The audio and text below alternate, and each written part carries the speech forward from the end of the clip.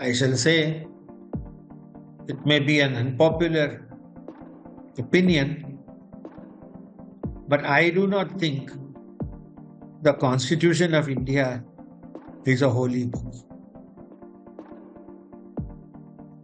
It is not a book where somebody should prostrate themselves before it and put your forehead on the book. It is not a holy book. It was written by ordinary people like you and me. Okay, they were intelligent. Many of them had a legal bent of mind. They were all concerned citizens, and I would say that they were very nationalistic. The 300 or so members of the Constituent Assembly, they were originally 400. About 100 of them left for Pakistan at the time of partition. Looking at the old records and the various papers of the British during that period, I'm more particularly talking about the period from 1940 onwards. It's very clear that the entire script of partition was written by the British.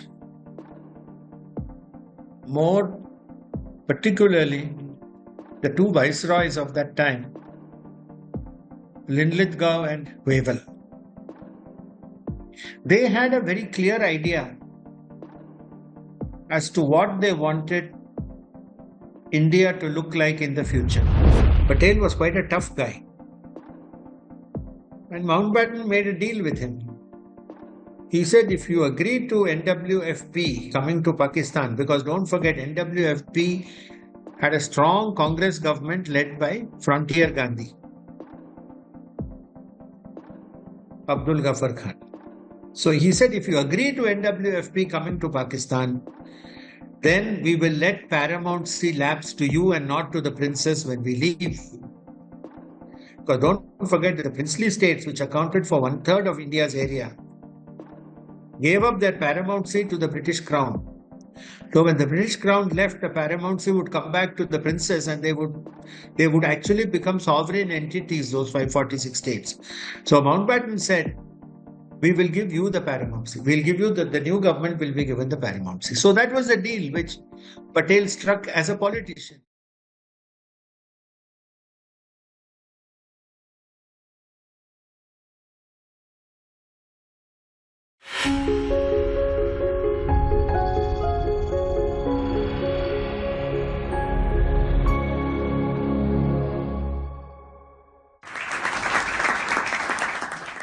Good evening, ladies and gentlemen. Namaste. Today, I welcome you to another episode of Indic Talks, organized by Center for Indic Studies. I am Ujjwali Mishra, and today we'll be talking about whether India needs smaller states.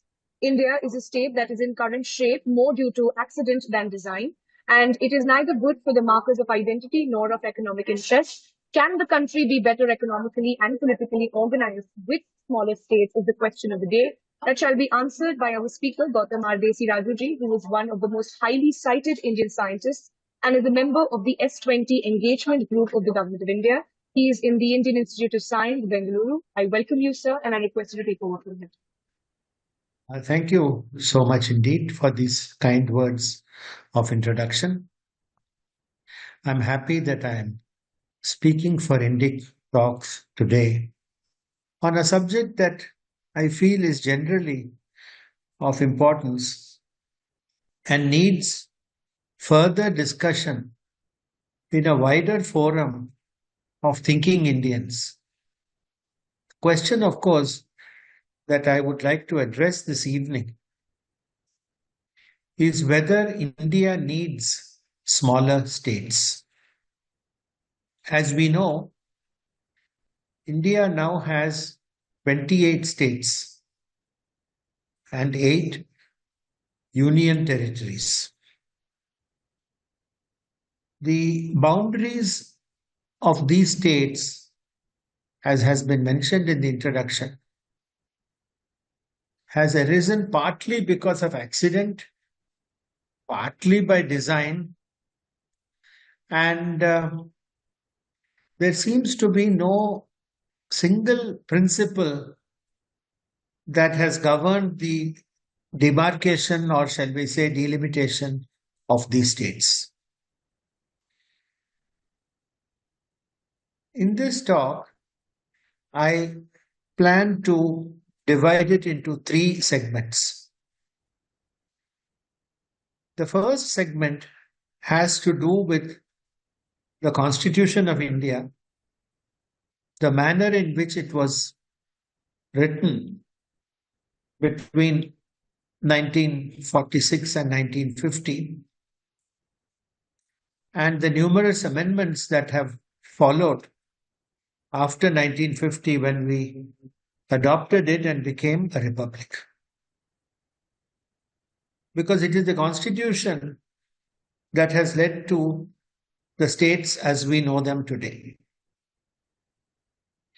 Now, in the first 15 minutes or so, as I plan to speak for about 45 minutes, I will talk about the Constitution, and more specifically, I would direct you to this, now I think, fairly well-known book, Bharat India 2.0, that was published in 2022. The manner in which the Constitution was written, the various things that happened are mentioned in that book. Also introduced in that book, Bharat India 2.0, is the idea of smaller states in the Union of India. And more specifically, since the book was released in the 75th year of India's independence, I proposed 75 states. In contrast to the present 28 plus small number of union territories. There is nothing special about 75, but this was a number that naturally arose. It was not contrived. And how it arose, I shall also try to explain in the first half of the talk. Now, the second half, I would like to discuss what are the identity markers for our states. Why is Madhya Pradesh today Madhya Pradesh? Why is Chhattisgarh Chhattisgarh? Was there any reason why these states have their present boundaries? And I shall hope to show in the second half that our present identity markers, in most cases, are not very meaningful or even accurate. Here, I shall also refer to this Bharat book that I referred to, and I will now tell the viewers of this program that a follow-up to the Bharat book will be coming out in January 2025, that is 4 months from now. And the second book is called Delimitation and States Reorganization. So, in this second book, I am trying to link the question of smaller states with the delimitation of parliamentary constituencies. And in the second part of this talk, I will try to explain what this delimitation is and why it is needed at this particular juncture. In the third portion of my talk, I shall deal completely with the new book and show that unless the states are made smaller, you cannot have accurate delimitation. So in other words, this is something that is not mentioned in the first book. The word delimitation doesn't occur in this Bharat book. So first portion is Constitution Bharat book. Second is identity markers of the states, both the old book and the new book. And the third, why without equal size states, you cannot have a proper delimitation. So these are the three portions of my talk. I wanted to give a brief synopsis before I actually started, because the matter is somewhat technical and one needs to understand, let me say, the mathematics of it before one begins to appreciate what a serious problem we've gotten ourselves into by freezing delimitation for 50 years. It's a real problem. So, okay, let us now do a deep dive into the Constitution. And I shall say it may be an unpopular opinion, but I do not think the Constitution of India is a holy book. It is not a book where somebody should prostrate themselves before it and put your forehead on the book. It is not a holy book. It was written by ordinary people like you and me. Okay, they were intelligent. Many of them had a legal bent of mind. They were all concerned citizens, and I would say that they were very nationalistic. The 300 or so members of the Constituent Assembly, they were originally 400. About 100 of them left for Pakistan at the time of partition. Actually, those 100 didn't even participate properly in the debates between 46 and 47. They said they were not going to accept whatever this Constituent Assembly did. By that time, partition was almost so imminent that they basically boycotted the show and they went away. So effectively, we had about 300 members. And I think all of them were fiercely nationalistic. And I would say all of them loved their country. They were happy that India was becoming independent and sad that this independence was going to be accompanied by partition, because as far as partition went, it was not very clear what kind of thing it would be. Even by February or March 1947, it was still not very clear what shape this would take. Whether there was even going to be a proper partition or not, or whether it was going to be a loose federation, two countries within one. Many things and ideas were being discussed. So this constitution was written in the shadow of partition. And many of the limitations of the constitution follow from that. So it is not a holy book. It is the very fact that it was a very inaccurate book is shown by the fact that there have been 105 amendments or so in the last 75 years. And here I would like to quote, Aristotle. Aristotle, he said about constitutions, very interesting to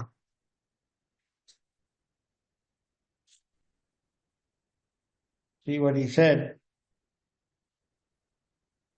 He said, Aristotle that is, that constitution is best, which at any given moment in any particular country most effectively contributes to the end for which all governments exist.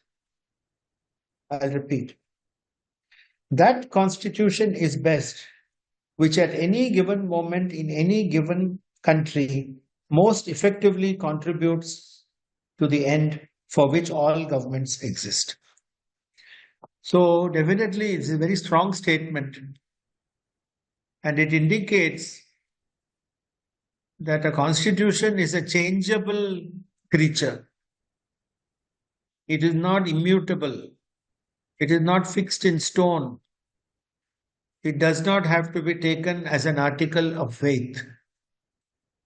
As a country changes, its constitution must change. So far, we have made the changes through amendments. Today, there is also a case for the constitution to be completely rewritten. And if I have some time, I'll try to go into that aspect as well. Now, let us look at the three issues that affected the constitution. The first, of course, is partition. The unresolved questions of partition have not been taken up even till today. Looking at the old records and the various papers of the British during that period, I'm more particularly talking about the period from 1940 onwards. It's very clear that the entire script of partition was written by the British. More particularly, the two viceroys of that time, Linlithgow and Wavell. They had a very clear idea as to what they wanted India to look like in the future. They fairly well were comfortable with the idea of partition by 1941, 1942.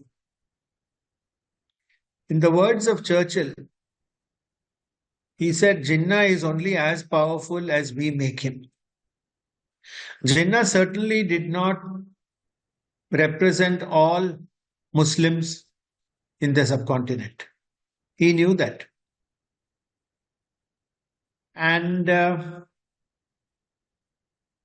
as for the Congress, they conveniently put themselves into jail after the Quit India movement.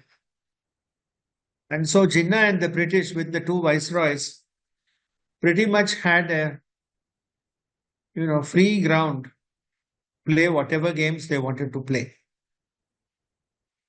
And the British also realized that they wanted a toehold, a foothold in the strategically critical northwest part of India, what was called in those days NWFP, or the Northwest Frontier Province, which today corresponds to the Pakistani province of Khyber Pakhtunkhwa. So they did want a strategic foothold there. And they did want a client state right from the beginning. They knew that undivided India was going to be too big.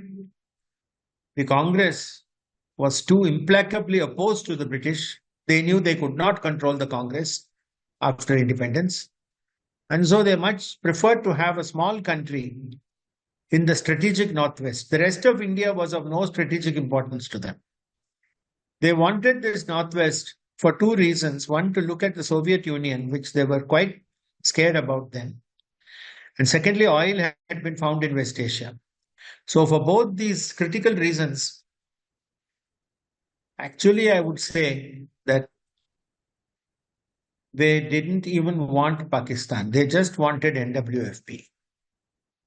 And even within NWFP, they didn't want the whole province. They just wanted the very northern areas, what we call today Chitral, near the Wakhan corridor, where 4 or 5 countries meet, the Pamir Knot, where the Himalaya, Hindu Kush, and Karakoram mountain ranges meet today, what we call Gilgit-Baltistan. Gilgit was of utmost importance to them. And it is a shame and a tragedy that due to some factors within our control and also many factors beyond our control, we let Gilgit-Baltistan slip away from us. Because today, especially, if you look at geography, 70% of the world for its food depends on rivers that start in that area. This is not a small number, All the rivers of the subcontinent, China and Southeast Asia, originate in those regions. So Gilgit, places like Chitral and so on, were very, very, very important for the British. So they wanted that, they got that area that they wanted. And as far as the writers of the Constitution, I will again take a provocative position and say that partition had nothing to do with Hindus and Muslims hating each other. It had a lot to do with the British geostrategic concerns. They played up this Hindu-Muslim thing so as to make it look like it was the Hindus and the Muslims of the subcontinent who wanted the partition. Churchill was very keen about this. He was very keen that both the Hindus and Muslims should be made to feel that they want partition. But it was a very clever game, but the British are known to play such clever games. Otherwise, they would not have controlled, 3/4 of the world at the height of their colonial empire. So let me say that all these people played along with the game of the British. I would say Jinnah, Nehru, Patel. Here I would say that Gandhi stood above this matter because I think he appreciated right from an early stage the folly of partition. And if you look at the records, you will find that after 42-43, he had very little to do with this partition thing, whether India was going to be split and so on. Even on Independence Day, let's not forget, he was in faraway Noakhali, in what is now Bangladesh. So he didn't have much to do with many of these decisions. And as for the others, they were playing the game all right. I will also, for the sake of the record, mention Sardar Patel. There is a common feeling that, especially in social media and other places, Nehru was bad, Patel was good. If Patel had been the Prime Minister, then would India have been different? See, many of these rhetorical questions don't have proper answers. Both Nehru and Patel were politicians. They're as much politicians as Nehru, Vajpayee, Modi,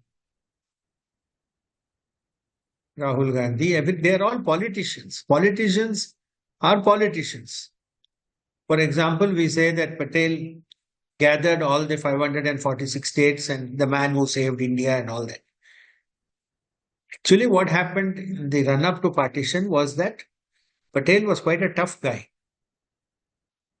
And Mountbatten made a deal with him. He said, if you agree to NWFP coming to Pakistan, because don't forget, NWFP had a strong Congress government led by Frontier Gandhi, Abdul Ghaffar Khan. So he said, if you agree to NWFP coming to Pakistan, then we will let paramountcy lapse to you and not to the princess when we leave. Because don't forget that the princely states, which accounted for 1/3 of India's area, gave up their paramountcy to the British Crown. So when the British Crown left, the paramountcy would come back to the princess and they would actually become sovereign entities, those 546 states.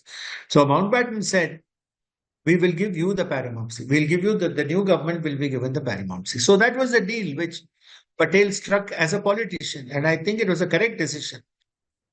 But please don't say things like the man who saved India and all that. This is all, one must take a distant look at all this. One must take an objective look. And he did the best because if that deal had not been done, we would have really been in a mess with all these princely states. So, with this particular background, I think the big fear in the minds of the constitution writers was that there would be a second religion-based partition.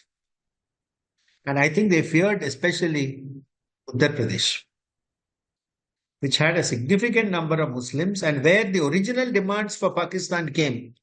Please remember that the states that were most affected by partition, namely Bengal and Punjab, were not the places where in the late 30s, early 40s, there was a demand for partition. Till 46, there was a unionist government in Punjab, led by the strong anti-partition person Hayat Khan, after whom Khan Market in Delhi is named. So neither in Bengal nor in Punjab were there strong moves for partition. All these things came from the Deoband area in western UP. The clerics and the Maulanas of western UP were the ones who were Aligarh Muslim University. That was the place where there was a maximum demand for Pakistan. And finally, the Muslims of that area didn't even leave. Many of them stayed back in India. So you see, the whole thing was a little thing, funny. And I think the constitution makers did not want a second religion based partition, because if that had happened, the Union of India would have collapsed. Then anybody could have said that there is no basis even for a country like India to exist. Churchill would have been proved right that we are not fit to govern ourselves, and that would have been the end of the story. So when you look at today, things like Article 25, 29, 30, which many of us are so critical about, a so-called pro-Muslim, secular sort of picture for the constitution came from this. That is why Uniform Civil Code was not passed in the early days, because they passed it for the Hindus through the 1956 Act. But Nehru said that it is too early to do it for the Muslims, because he says that if you do anything with them and they say we want another country, then in a sense they were blackmailing, I would say. But be that as it may, people today can sit comfortably and say, why is this constitution so pro-Muslim? But the reason was this, really. I mean, they were scared that there will be another religion-based partition. The second thing was, one must remember, is that which guided the drafting of the constitution was that India was a desperately poor country in those days. There was no money. The British had successfully bankrupted the whole country, bankrupted the produce, the land, the industry, and most dangerous of all, they had deracinated our minds. So that every Indian felt that he was somehow second class compared to the white man. So to come out of that kind of poverty, poverty of mind, poverty of body, poverty of soul, the first and major priority was to at least tackle the fiscal poverty and try to raise the people out of the kind of, numbing poverty that they faced at that time.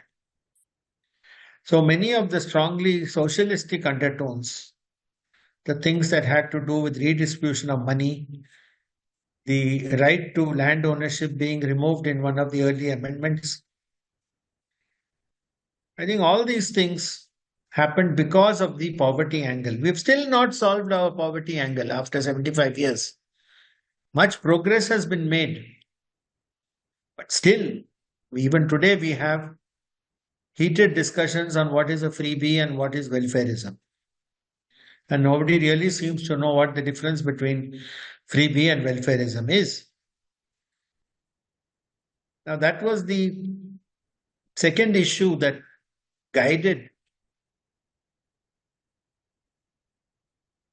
the writing of the Constitution. So the famous Article 15, 15.4 especially, which allowed the state to establish caste-based reservations. It came from this. So the feeling among the Constitution writers and makers was that unless those who were disadvantaged in the past are not given an extra push by the state to make something better of themselves, they are going to sink further and further into poverty and degradation. So that was the origin of the whole movement for reservations. We can talk about reservations today and where it has taken us. But originally, this was the motivation, and it was a pretty good motivation, because otherwise there was no easy way out. We did not want to become a client state. Otherwise, we would have ended up like Pakistan. So let's be a bit kind to the people who wrote the constitution and the people in the 1950s who tried to take this very poor country out of the serious mess that it was in. The British left us in a total mess. So the fact that we survived and even managed something needs to be said. The third aspect, which is a little more subtle, is what I call the prevalence of the Jagir system in the governance of this country. Now, this system of governance has been in India since time immemorial. India is too big. And so it was comfortable with the idea of a big emperor sitting somewhere in Delhi or someplace, and a number of smaller kings and others, feudal vassals, who nominally paid tribute to him, but in actual fact had pretty much life and death powers in their own little domains. Now, so they were really Jagirdars. You can call them whatever you like. But the distance between all these people and Delhi was so much that even at the so-called height of the Mughal Empire, say between Akbar, Jahangir, Shah Jahan, that time, the Mughal Empire, like all other big empires, it was only a collection of loosely held domains by these Jagirs. So then you see, since we are very much used to this system of governance, what I may call this Ji Huzur system from top to bottom, it is very easy to transfer from that system to the system we got now with center and states. With many of the state governments allowed to do whatever they like, so long as they pay some nominal obeisance to the central government. India is too big to be just ruled by one government somewhere. Even so, the constitution is strongly weighted in favor of the central government today.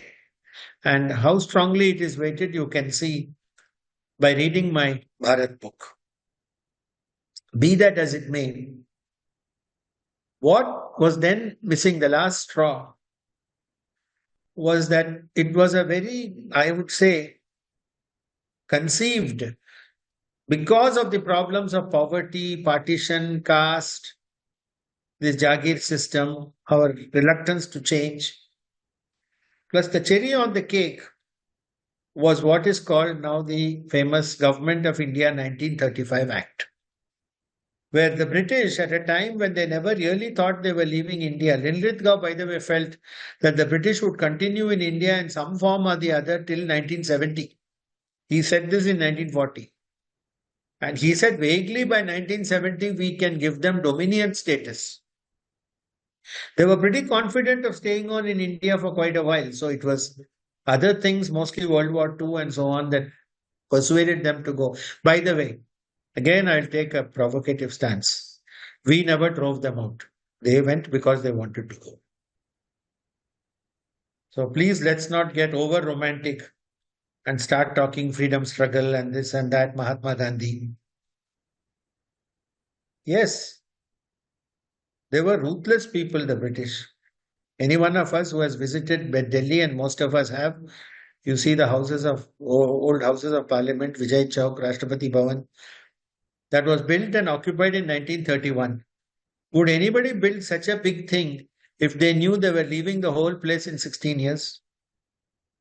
I think only a foolish person would build something like that if he knew he was going. So in 1931, they had absolutely no idea that they were going to leave India. So other things happened which were, besides the British, in spite of the British, they were forced to leave.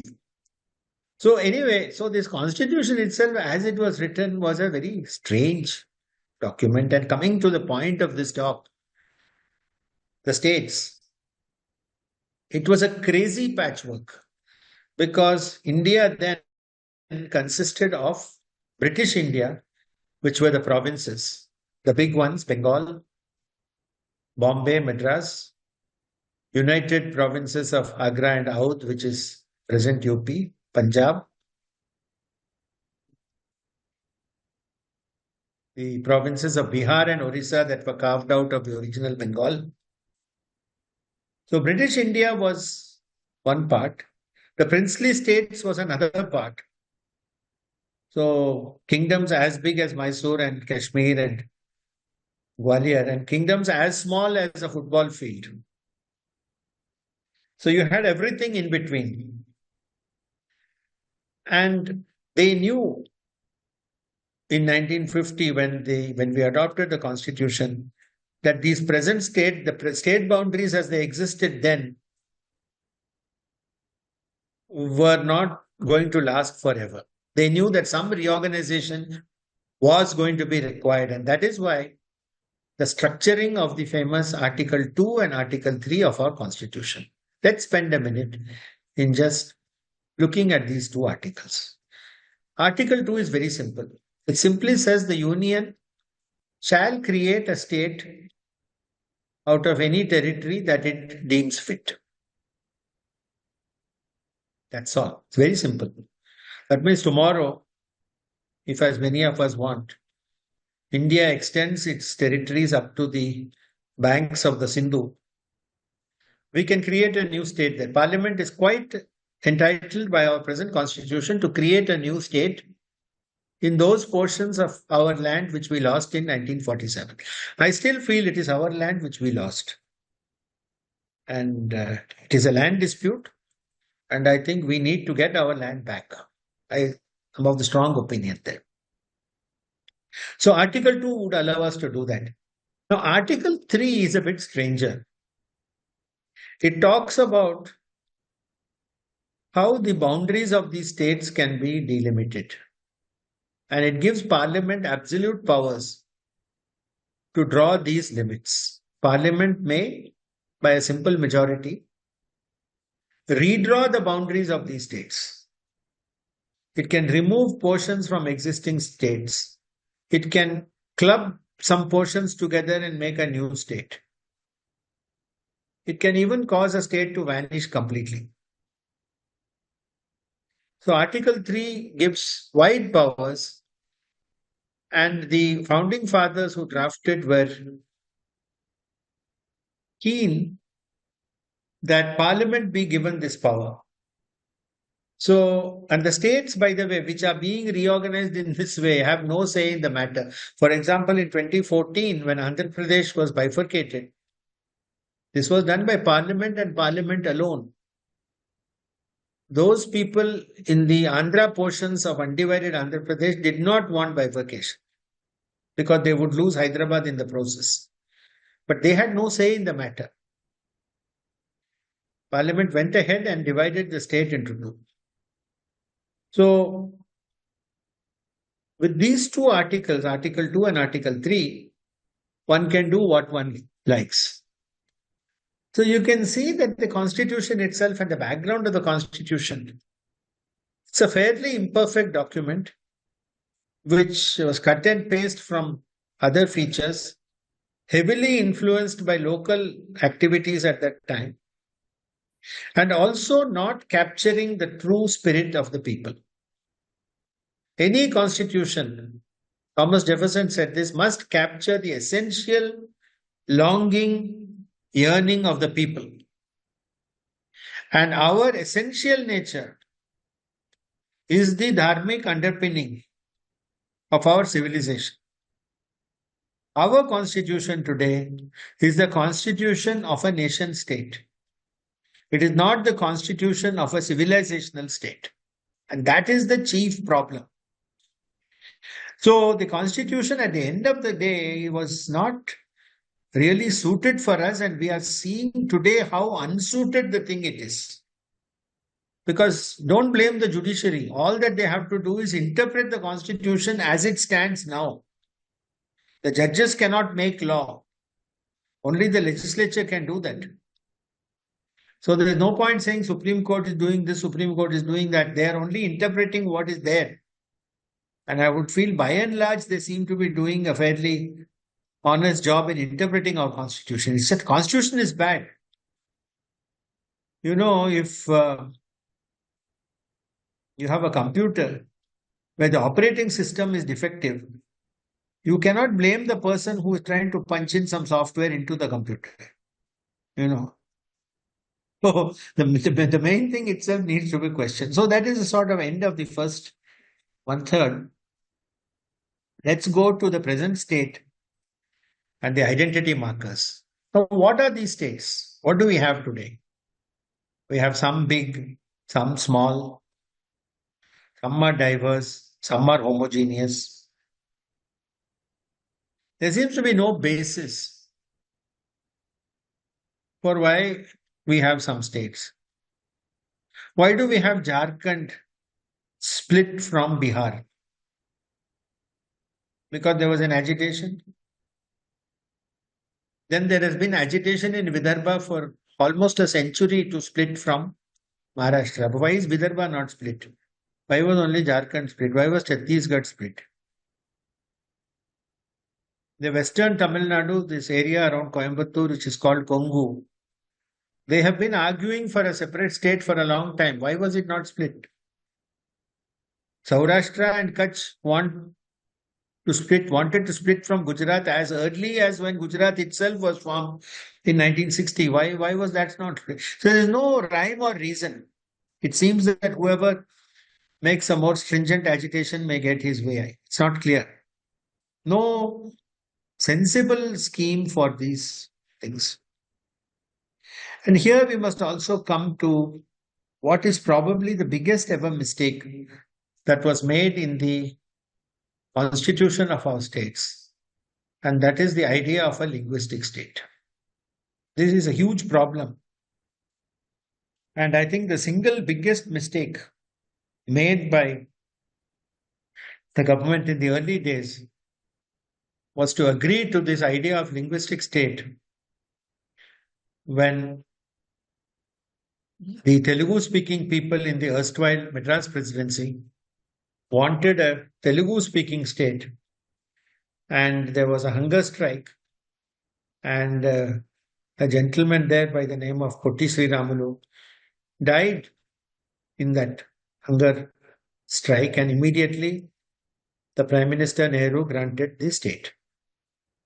Now, the story of linguistic states is very recent. It's no more than 100 years old in our country. And it started with the demand of the Odia speaking population in the erstwhile Bengal presidency to have an Odia speaking state. The reason why people wanted linguistic states in the first place was not because they loved their language. It again had to do with Sarkari Naukri. Because in the British era, the British defined an official language for a particular region. So in the undivided Bengal presidency, which consists today of Bihar, Odisha, Bengal and Assam and all of Bangladesh, the huge province. It was the biggest province in British India. In this entire region, Bengali was the official language. So anybody who wanted a government job needed to know Bengali. You understand where the problem is coming from. So Hindi speakers in Bihar and Odia speakers in Odisha or Assami speakers in Assam would be disadvantaged. So they wanted a linguistic state so that they can get Sarkari Naukri, not because they loved their language. So the British saw this and then they started doing divide and rule. And this is what we have written in the second book. Incidentally, I have a young co-author in the second book, a gentleman by the name of Bhattacharya. So we've talked about how these linguistic states came because of this obsession with getting a government job. That obsession is still with us now. So much so that we are voting for governments in Himachal and other places simply because they're going to the old pension scheme. It's a national disease now, the Sarkari Naukri, especially at a time when there are going to be no more Sarkari Naukris left after some time. But anyway, that's another story for another talk.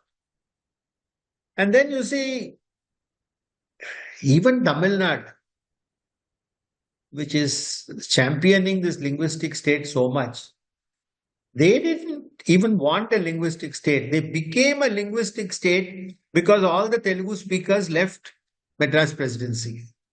So they defaulted into becoming a linguistic state. I think thinking people should realize and appreciate the humor of some of these strange things that have happened. Once Andhra came, you see, then the floodgates opened. Then Bombay presidency said, now we want Maharashtra, Gujarat. And because it was linguistic, then Vidarbha had to stay with Maharashtra, even though Vidarbha, Nagpur was the capital of the central provinces. It was never a part of this side, you know. So you see, one comical situation leads to the other. And Ambedkar actually in 1955 wrote a very important little essay on these linguistic states. And he said that this was the biggest mistake. And he rightly predicted, by the way. He is a great man who many of his things are forgotten. They only talk about him, some Baba Saheb ka Samvidhan and all, crazy things like that. Or that he's a champion of the oppressed classes. No, might have been that, but he said a lot of other very sensible things. And one of the things he said was this linguistic states. Accurately, he predicted that you will get this north-south divide by having these linguistic states, because many, if not all, the southern states are linguistic in nature. And he gave a very elegant formula. He said, one state, one language is a good idea. Means in any one state, everybody in that state should speak one language. But he said the converse is very bad. One language, one state. That means all the people who speak a particular language must belong to one state, because he said language is a very poor identity marker. Because firstly, there are so many varieties of language. If you take Braj, if you take Awadhi, and if you take Bhojpuri, yes, the person who speaks one of these languages can understand the other one, no doubt. But for many purposes, they are not the same language. And the folly of linguistic states, to my mind at least, which prompted me to actually write this book, is because the very first non-Hindi speaking state that asked for a linguistic state, namely Andhra Pradesh, was the first one to split, when it split into Andhra and Telangana. So language is a very, very poor identity marker. Language finally is what? It's a means of communication. I live in Bangalore, and it lies at the junction of three linguistic areas. Many people, including me, can speak Kannada, Telugu, and Tamil quite well. Today, there are people from outside the state who have also come in, and so to some extent, Hindi is understood to some degree or the other in some parts of Bangalore anyway. So it's not a sort of a holy thing or a religious thing what language you speak. Now, tomorrow, if I were to go to France and live there, in about 6 months to a year, I'm sure I'll start learning enough French to make myself understandable, at least to the people around me. So I don't think we should take language as anything more serious than that. It's a very poor marker. Now, the other thing about the states, which I have described adequately in the Bharat book, is that there are much better indicators of a state boundary than language. It could be history, geography, culture, economy. Language could be there. Sometimes could be even religion. Like I have proposed in my 75 states formula that a state like Tamil Nadu can be divided into 4 segments. The western portion, Kongu, which I mentioned previously, could be the commercial and economic center. The portion in and around Chennai could be the gateway to the world, the harbour. And then coming a bit south to the delta areas of Tanjavur and Tiruchirappalli, you have the rice bowl of the state, agrarian. And coming even further south,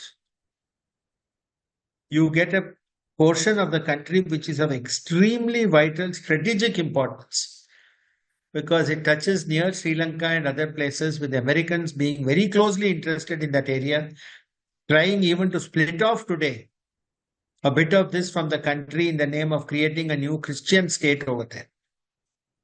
So I call these Kongu Nadu, Pandya Nadu, Chola Nadu, and Tondai Mandalam. Tondai Mandalam is the ancient area for the region around Chennai.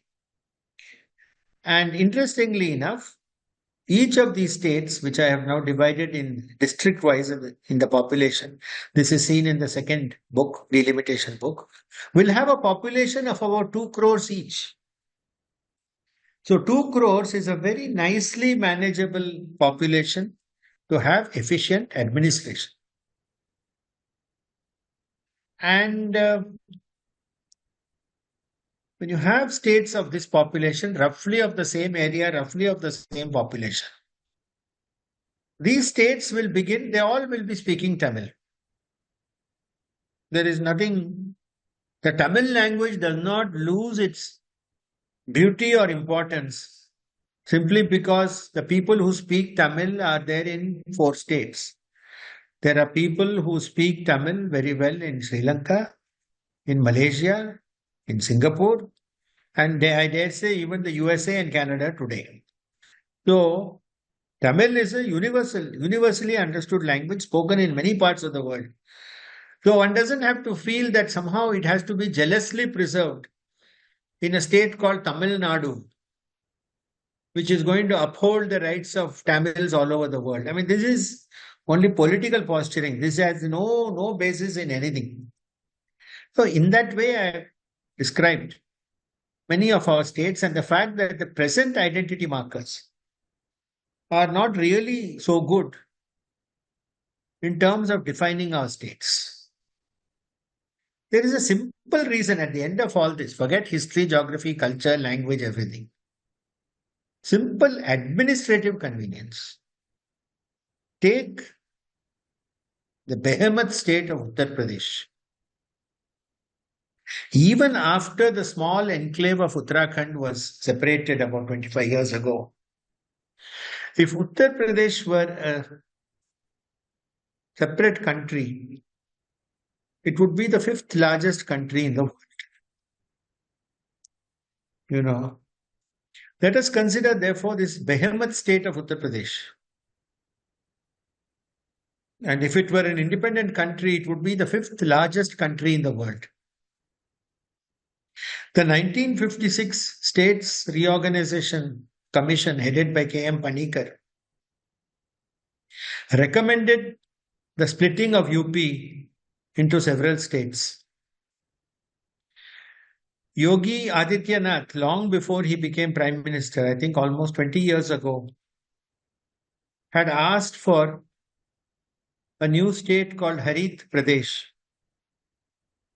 which included parts of Purvanchal, Awadh, and so on. Mayawati actually passed a bill calling for the bifurcation of UP into 4 states. So the arguments for the division of present-day UP are numerous. The reason that it has never been done, in my view at least, is that various political parties, the Congress in the 50s and 60s, and the BJP in the last 10 years, have found out a way of consolidating the voters' preferences in this giant state so that they can capture the state in toto. So the Congress had huge steamroller majorities in UP in the 50s and early 60s, and the BJP in the last 10 years, although the 24 election was a bit of a exception, but generally they have figured out a way in which This state can be captured in toto. And the number of seats in this state is so many that if anybody does fairly well in UP, you have a good chance of becoming the Prime Minister of India. Fairly good chance. Let me put it the other way. If you don't get UP, your chances of becoming Prime Minister are that much less. It's very difficult. So you see, UP has got an influence on national politics which Goa and Mizoram don't have. And yet they're all states of the union. Bharat, that is India, shall be a union of states. It will be a union of big states, small states, non-states also. So there is some pretense of equality among these states. Actually, there is nothing. It is only Jagirs. Some Jagirs are big and some are small. So I'm coming back to the old thing that we had. So they're not very good as identity markers. Now let's go to the final part of the talk, the delimitation. Now this is an altogether different kind of tamasha. And it's a living example of all the fears that were expressed by Ambedkar in 1955. Now, if one thinks about it, we call ourselves a parliamentary democracy, where we elect members to what is called the lower house or the Lok Sabha. And the idea is the country is divided into a number of constituencies. Right now, there are 543 of them. And each of these constituencies sends a person to the Lok Sabha, member of parliament, Lok Sabha, through what is a free and fair election, hopefully. It is largely free and fair in India today. So I don't have to appear sarcastic about this. So the election is free and fair. But who are these members?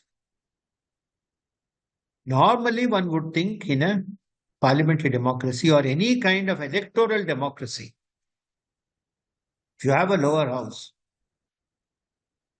the number of eligible voters in each constituency should be nearly the same. Won't be exactly the same, but it would be nearly the same. If you look at India today, however, if you take the 15 largest constituencies in the country and look at the total number of voters there, and if you take the 15 smallest constituencies in the country and look at the number of voters there, the ratio of these two numbers is nearly about 20 times. So in other words, our constituencies do not have the same numbers of people. The particular place where I live comes under a constituency called Bangalore North. And it is the second largest parliamentary constituency in the country. Okay. Almost more than touching 2 crores or something. Huge number. It's larger than the population of many small countries also. So the number of electors in each constituency being very different, what does that mean?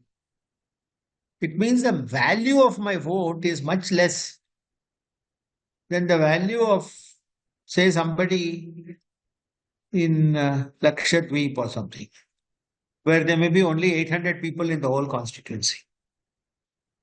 Yet we are all citizens of India. And Article 14 also tells us that every citizen of India is equal. So this Article 14 is straight away contradicted when you have constituencies that are very widely different in population. And the whole purpose of this exercise called delimitation, which was going on very nicely till 1976, is that you go on changing the limits of these constituencies with a paper and pencil so that the population in each of these constituencies roughly stays the same.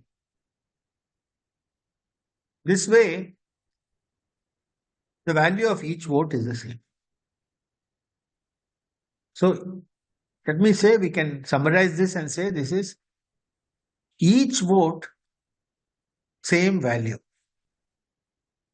So whether I'm in Bangalore or you are in Ahmedabad and the third person is in Jhansi and we go to the polling booth and cast our vote, the value of these three votes is the same in terms of sending the member to the Lok Sabha. That way, we all have an equal say in who governs us. This is very important in any electoral democracy. So delimitation takes care of this problem. Now, in 1976, Indira Gandhi, who was the then Prime Minister, in the controversial 42nd Amendment, it was part of that, she froze the constituencies as they stood then, parliamentary constituencies, for a period of 25 years. Now, why did she do this? You'll have to buy my book on delimitation and read.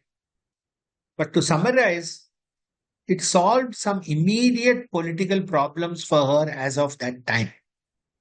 The most notable among these political problems was the emergence of these regional parties that were also linguistic. Mostly I'm talking here about Tamil Nadu.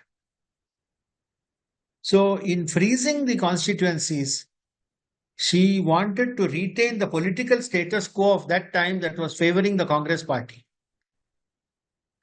So she said 25 years, let's not do anything and we'll look at it later. So the constituencies were frozen. And meanwhile, the demographic time bomb was ticking. Because in all these constituencies, which started off with roughly the same population in 1975, the rate of population increase was very different. For example, if you take the population, census is held every 10 years, 1971, 1981, 1991, so on. We missed it in 2021 because of the COVID pandemic. So if you look at the population of the various states between 1971 and 2011, a period of 40 years. Let's look at the population increases in 4 states. Bihar, 241% increase. Uttar Pradesh, 227% increase. Karnataka, 210% increase. Tamil Nadu, 175% increase. The average is around Karnataka. It's about around 210% for the whole country. So if the population of Bihar grew much more than the national average, the population of Tamil Nadu grew far less than the national average. So what does it mean? It means that after all this delimitation, a vote in Tamil Nadu is worth almost double that of the vote in Bihar or Rajasthan or something. So any state with a lower population will have, the value of the vote will be much higher. Follow, now you're beginning to see the problem. One more problem came. The Indira Gandhi's delimitation was over in 2001. At that time, we had a coalition government of Atal Bihari Vajpayee. Already they were beginning to sense the North-South problem. They knew Ambedkar was correct. That this North-South problem had come back to bite them. And there was also the fact that the states with smaller population rate, growth rate, were also more industrialized and more rich also. So if you remove the freeze, suddenly the number of seats in Tamil Nadu would decrease and in Bihar it would go up. And there will be hue and cry from the small states with smaller population. Plus, Vajpayee was heading a coalition government. Very delicate topic. So what did he do? He extended the delimitation freeze for another 25 years.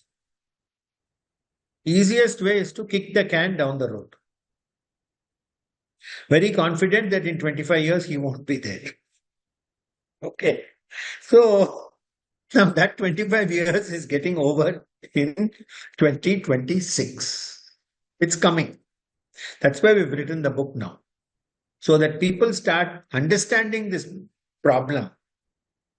50 years, we have frozen. Now, suppose already we are in a coalition government today.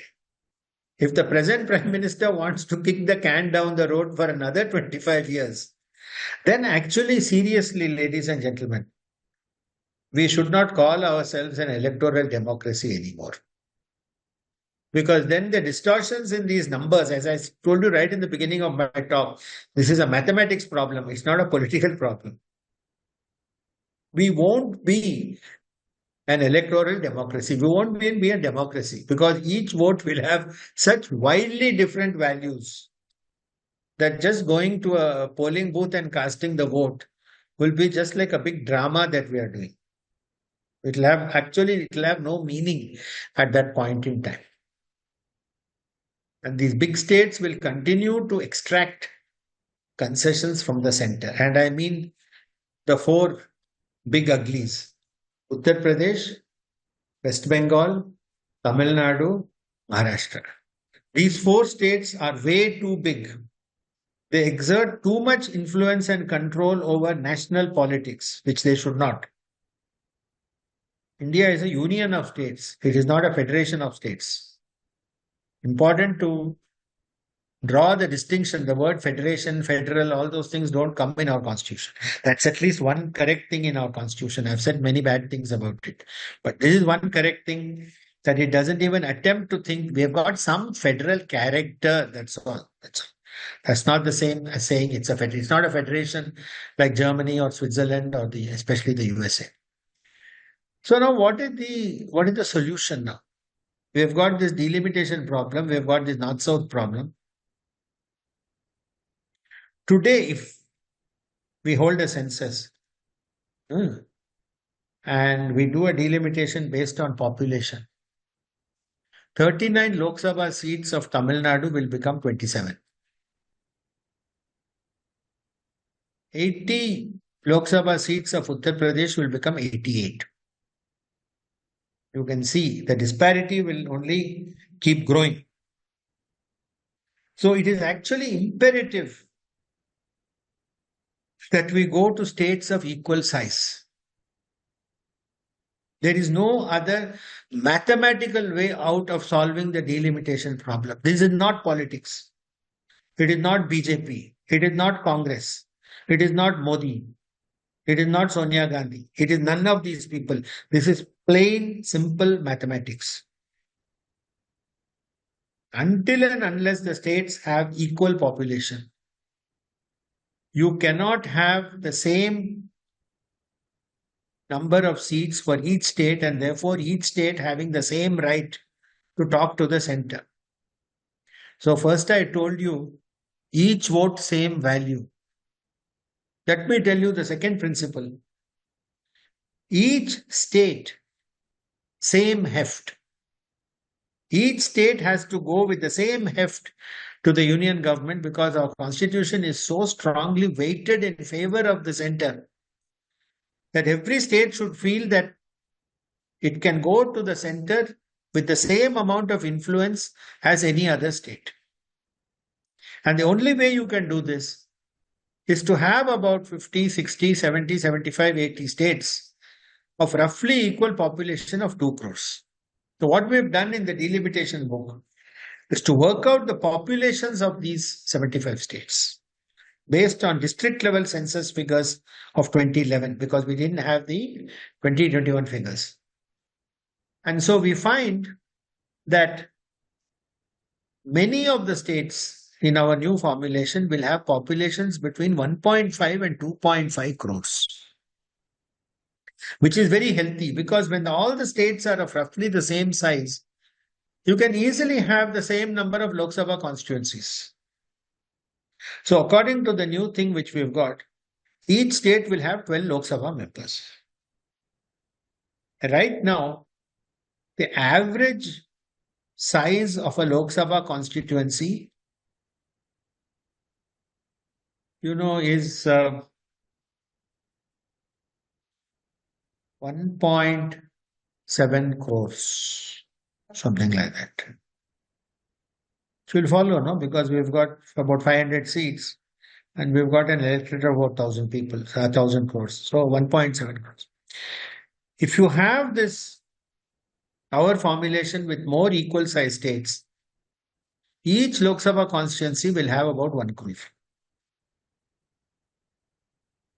which is still not as good as what it was when we started in 1950. Each Lok Sabha constituency had only something like 30 lakhs or something. Ideally, the Lok Sabha should have about 2,000 members for a country of our size. Because don't forget, if 2 crore people are electing a member of parliament, that member of parliament loses touch with the constituents. You can hardly see him. Whereas if the constituency is, let us say, 50 lakhs, it's not at all difficult to catch hold of this lady or gentleman and try to talk to them. He'll have much better, and that's what democracy is all about. Democracy is not about sending some 500 Maharajas who sit in palatial bungalows in Delhi, whom we don't even know what they are doing most of the time. So the thing that we have proposed in the second book is that first, make the states of equal size. Therefore, the number of constituencies in each state will be about the same. The number of people in each constituency will be about the same.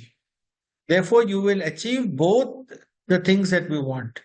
Each vote, same value. Each state, same heft. And also, you will not have the problem of some big states dominating the national discourse. And I think for more details, of course, you will have to wait for the second book in December, January. Delimitation and States Reorganization by myself and Dikit Bhattacharya. Blue One is publishing this, and my publisher tells me that he's going to fulfill his commitment to me to get the book out by late December or early January. So we don't have long to wait. It's a small book. It's about half the size of this Bharat book, because it only considers, it takes the things in chapter 4 in this book and then expands it out in the connection of delimitation. So I hope that I have illustrated the 3 points that I set out to describe. Firstly, that the Constitution itself was an ad hoc document. The Constitution is important because that is what has created our present states in the manner in which they have been defined. The Constitution itself is an ad hoc, imperfect, copy-paste document that depended on local conditions of that time, like partition, etc. So it is not to be taken as a holy book valid for all times. And after some time, when there are so many amendments, better we sit back and say, right, let us do Control, Alter, Delete and start all over again. Write a new constitution. Have a new constituent assembly. Let everybody come. This is nothing to do with BJP, let me tell you. It has absolutely nothing to do with any political party. Don't forget. None of us should forget. The first 3 words of our constitution. We the people. It is an oath that we the people have taken. The political parties have nothing to do with this constitution. Please remember that. It is our oath. So it is up to us to figure out what kind of constitution we want. Not the BJP, not the Congress, not the DMK. Nobody can tell us what kind of constitution we want. Only we the people can tell. And so we must have now a bigger and wider debate on these issues. And like I said, for those of you who are inclined towards computers, if the operating system is bad, however good the input and however good the operator, the output will not be so good. There will be mistakes in the output, whatever you do. And I believe this is what has happened in our country. The political class, ladies and gentlemen, will not change the system because the present system suits them just fine. Unless they see that the people in large numbers want a change, they won't change. And even then, why will they change? They will only change because if they listen to the people at that stage, they may not lose votes. They only want votes, nothing else. Please don't think of any of these people as, being, we love the country and all. They love their votes. Yes, once they get their votes, some of them may like to do a few nice things for the country because they are genuinely nice people. So, but let's leave it at that and let us not also have very high expectations from our politicians. All of them in all political parties usually follow the same set of thing. And, if you ask them to, they will say, what can we do? We have got this parliamentary democracy with first past the post. So we need to capture about 35 to 40% of the vote of any constituency. So we will do anything in our power to get that. If it is freebies, it is freebies. If it is to build a temple, it is to build a temple. If it is to destroy a temple, we will destroy the temple. So they have no particular commitment to any particular thing. Actually, I don't blame them. I mean, that's a politician's life. It is his dharma. I believe we should also do our dharma as citizens because we have, at stake is a 5,000 year civilization. It is the only civilization that has lasted so long. Actually, sometimes I wonder that how did it last so long? It has shrunk. Bharatvarsha has shrunk in land area almost by 50% in these 5,000 years. And I believe it is all our lost land. And I do believe that if not now, at least in the near future, we get back some of this land. Because the last point I want to make is that civilization is all about geography. I cannot have a Bharatiya civilization sitting in a hotel in Toronto or Tokyo. I need to be in this bhumi, Punya bhumi. I have to be here. Only then the civilizational state has any meaning. Of our Shakti Pitas and all, some of them are still located in land that has been lost. It is our holy sacred duty to get back that land. And I'm not talking in a jingoistic fashion, but our civilization is too valuable because it's a very robust, stable civilization which was put in place because of the diversity of this country. Our civilization is particularly suited to a diverse land. And it is because that civilization is the way it is that this diverse land has continued like this. They talk about unity and diversity and all. This is a slogan. But I will say that unity in our case only flows from diversity. Diversity is our first primary characteristic. It is from this diversity that we get a unity, and that unity comes from Sanatana Dharma, which covers all these diversities. And so I hope that with these general ideas, the more particular idea of delimitation of the parliamentary constituencies must be compulsorily clubbed with delimitation of the state boundaries. If you do both these things, can either of them be done? You cannot do one without the other. I hope if this simple message can get through to the viewers of this program, then I would be very happy indeed. And I'd like to thank you all for your kind attention. That was a wonderfully insightful talk, sir. It's so nice to finally see, there are people who keep using flowery language, democracy and unity and diversity. And here comes an astute man of science and lays facts as they are, which is something that is very rare to hear nowadays in the political climate that India is in. So thank you very much. I have so many questions, but we are in a crunch of time. But I would like to highlight how you talked about each vote, same value.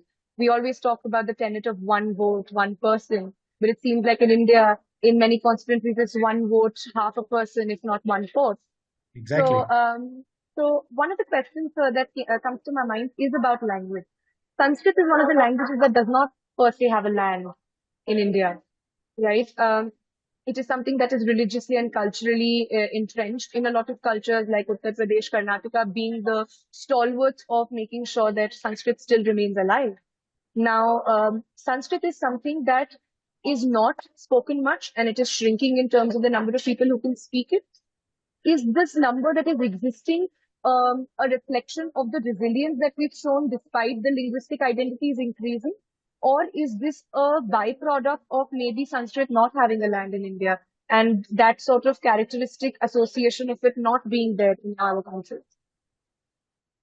Well, one can say Sanskrit has no land in India, but you can say that Sanskrit also has the whole of Bharatvarsha. You know, we the air vibrates with this language, and it has given rise to vocabulary and grammar in all the Indo-European languages, and vocabulary in the case of the South Indian languages, including Tamil, if I may say so. So, the name Karunanidhi itself is a Sanskrit word. I think you get my meaning. And as for Sanskrit, I feel that it can be used as and when the people want. I think government is doing a good thing in establishing Sanskrit universities. And there is no point apologizing for Sanskrit and saying it is a secular language. And no, it is the language of Sanatana Dharma. If Arabic is the language of Islam, Sanskrit is the language of Sanatana Dharma. I am not going to apologize for that. And I'm not going to say that, yes, you can talk secular things in Sanskrit. Yes, you can. Just like you can talk secular things in Latin. Latin is the language of the Roman Catholic Church. What's wrong in saying it? And what's wrong in saying that 80% of Indians are Sanatanis in one way or the other? So I don't think one should apologize for this. Apart from all that, Sanskrit is highly mathematical, syntaxless language, which has applications in field as wild as computers, artificial intelligence. The Americans have done more research in how Sanskrit can be used in some of these computer-based applications than we ever have. So I think a great deal needs to be done. And I think one should unapologetically say that, yes, it is the language of Sanatana Dharma. So what is the problem? Do you have any problem? I think governments generally have been pussyfooting so much about Muslims now that it has become a joke. And so I think, yes, Sanskrit definitely has a place. I think all languages have a place. And then a national education policy, the new one, NEP, I think correctly identifies that the first language of instruction when the almost toddler goes to the pre-LKG stage also should be in the state language. And first 2, 3, 4 years, the medium of instruction should only be the state language. And I think English can happily come in, which would be the link language, when the child is about 6, 7. By which time the basic ideas have been set in the local language. By local language, I mean mother tongue, local language, something like that. Because for the vast majority of us, the local language, mother tongue is all the same because we don't migrate so much. And we don't migrate that much. And for the few exception cases, we can make some kind of a division, but I think one should be pretty strict about, like, for example, I live in Bangalore and so do you. I think any child going to the school, toddler, LKG, the medium of instruction should be Kannada for 2, 3, 4 years and then go into English. The second link language, of course, must be Hindi. And I think that has already come in unconsciously, at least through television, through podcasts, through social media. So many people in India, including, may I dare say, in Tamil Nadu, have a good working knowledge of Hindi already. It's not that difficult. And at least one can comprehend Hindi to the extent of knowing generally what's going on in a conversation. So we will have the main language, which is the mother tongue, or the state language, or the language of the place where you live. And then you will have the two link languages, English and Hindi, which you can use in a comfortable way. And I feel in NEP, the student can be examined in the mother tongue and in English. And possibly there is no need to examine the person in Hindi because one doesn't need to pass an exam to understand. If you like the language, you will. And language also, it is now shown that if you learn the language at an early age, you can pick up any number of languages. It's not very particularly difficult, you know. So I think that language issue, Sanskrit, and gradually, I think with the emergence of a civilizational awareness and a dharmic state, I think today you find youngsters able to recite mantras and all in Sanskrit much better than their parents. I'm talking about youngsters in the age group of 15 to 20. They do a much better job of this than their parents who are aged 45 to 50 today. So I think this re-awareness and rekindling of the old Dharmic and Sanskrit spirit is definitely coming in. And I think one should not confuse this with the idea of mental block which we have. What will they say? I think after some time, it doesn't matter what they say. Because they may not say anything also in the end. You know, that's the other thing. But I believe these ideas should be discussed and debated without fear. Sir, another question that comes to mind are the reservations that are made on the basis of linguistic identities. Let's say in Karnataka, for example, and in many southern states towards the Western Ghats, you will see that Tulu speakers have reservations. You have a certain sect of Christians who have reservations. So once we do this restructuring of our state and reorganization, how exactly would reservations work? How would we exactly understand to constitute these people and cater to them their opportunities from the point of view of reservations as understood through the Constitution? See, I'm glad you mentioned Karnataka. Not just because both you and I live in Karnataka, but among the present 28 states, I do seriously believe that Karnataka is the most diverse of our 28 states. This is a fact that is not commonly appreciated outside Karnataka. Because people in Karnataka, being generally modest and not trying to talk too much about themselves, people outside Karnataka don't know too much about us. Now, nominally, the people in Karnataka speak Kannada. Nominally, I'm saying. However,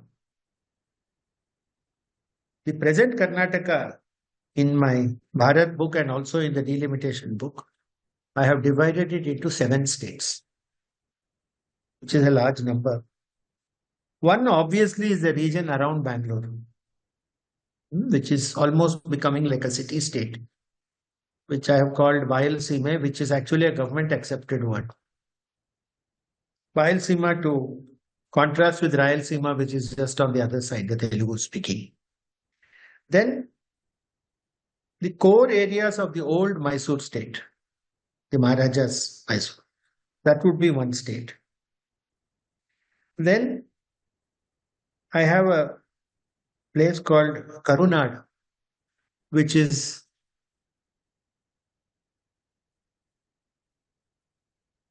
do you hear me? Yes, sir, I do. Okay. Because I have lost you. Wait, just a moment. Karunadu is the old, what is called Bombay Karnataka. The regions of the old Bombay presidency, Gulbarga and Belgaum and those areas. Then we have Karavali, which is the present Uttara Kannada region. And then we have 3 small states, Malnad, Kodagu, and Tulunadu. There I have gone linguistic, following Ambedkar's prescription of one language, one state. The Tulu culture and the Tulu language are so strongly developed that even if it is a small state, I would rather have it as a small state and give up my idea of 2 crore population for each state, because the population of Tamil Nadu will be quite small. But they have got such a clearly defined identity that it would be unfair on them not to have a state. And also, Tamil Nadu will be on the coast. And any state with a coastal border is always at an advantage. That is a universal thing in world history itself. So I think that with these 7 states, it's a much more, yes, there will be 3 of these states where they speak some form of Kannada.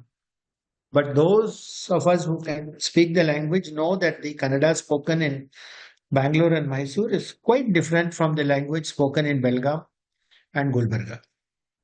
So I think it's good you raise the matter of Karnataka, because it is a highly diverse state, and it is the one place where the 7 states, the population things are not exactly the same. It doesn't fall neatly like Tamil Nadu. But then constitution, country and all is not like a mathematics problem.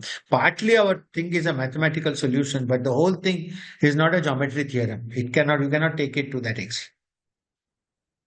Still, better to have a small Tulu Nadu and a small Kodagu rather than have this big Karnataka where, people start talking about my Kannada and my Kannada festivals and all. All this is completely artificial. It is only in the last 100 years.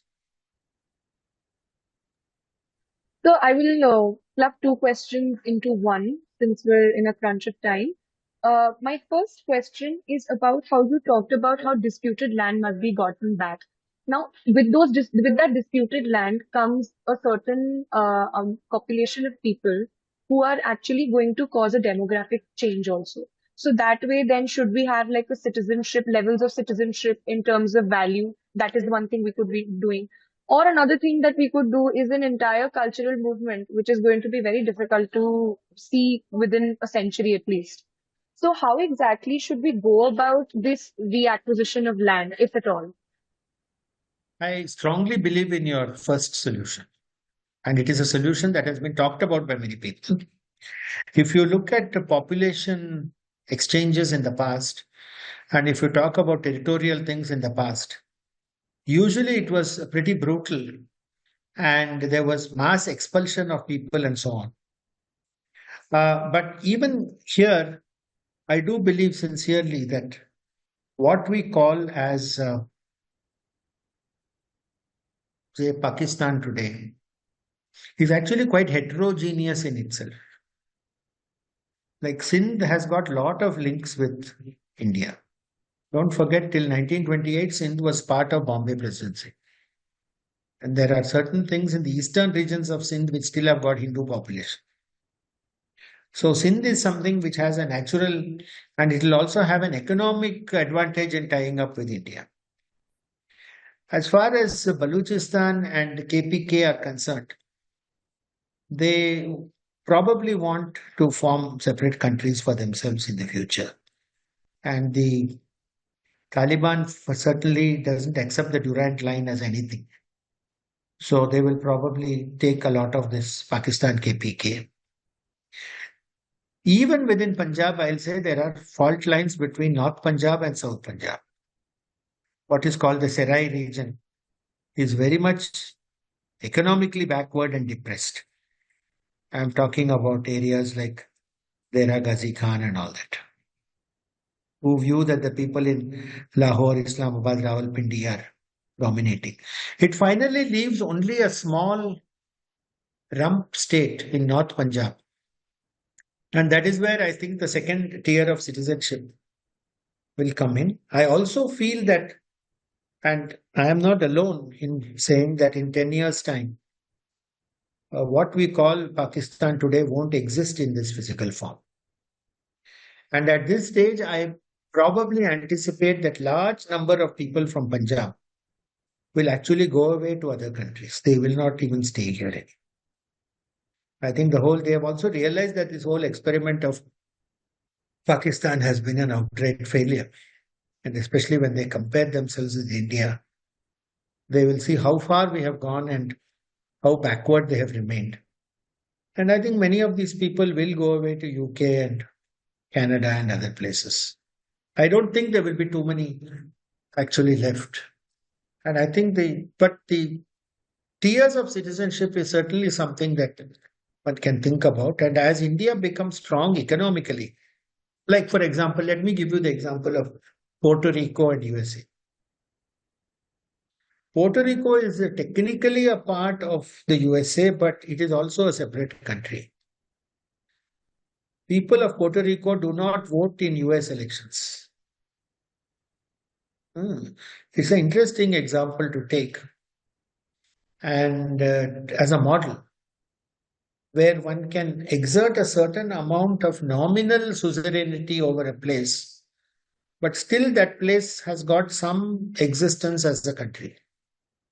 Puerto Rico, if I'm not mistaken, is a separate country as far as the UN is concerned. But I mean, even the flag of Puerto Rico looks so much like the flag of US. So it is a good model, again, for these tiers of citizenship. So that it doesn't have to be repressive, The people of USA and the people of Puerto Rico certainly doesn't feel like a colony of the US. In a more, I'm joking, of course. This is only a joke. But Canada itself is, for example, an example of tiered citizenship. Before long, even UK will be a tiered citizenship with respect to USA. These are all countries today, I think, in the changing world, countries in name only. They have certain attributes of sovereignty and a country, but in other cases, they are dependent on a higher power. And we can think about India, China, Russia, USA as these higher powers. We can even call them empires, who will have some kind of a loose, I won't call it domination, but a strong influence on other countries in their region. So I think some such thing will be a natural order. This is going to be different from the rules-based order post-World War II. So as the nation state decreases in its importance, all these very interesting types of experiments with nationhood and civilizations and all that, I think that's what we will see. And I think that's what we will actually see. And when I say we will get our land back, I mean we will get it back in a dharmic sense, not in a political or a governmental sense necessarily. Like if suppose there was no border controls between some of these countries and India and one could travel freely like the present EU, that's all that I'm asking for. Because that dharmic thing is so strong that once that is put in, that will dominate the whole thing after some time. So you will have 4 or 5 countries that look pretty much like what India looks, if you get my meaning. And actually, that is quite indicative of how you said that it is about time that constitution starts to cater to us as a civilizational state instead of a nation state, because that's how it looked like. It looked like big empires that have control over neighboring countries. Thank you very much, sir. It was extremely insightful and a very important topic that I think hasn't been talked about in the way that you've talked. And I will definitely come back to you for another talk when the book does get released, and also have a discussion with you about how government jobs are only going to be normal in name in some time. So I wish to have many such talks with you. Thank you very much. Namaste. Thank you very much indeed. It's been a great pleasure talking in the Indic Talk series of programs. Thank you, sir.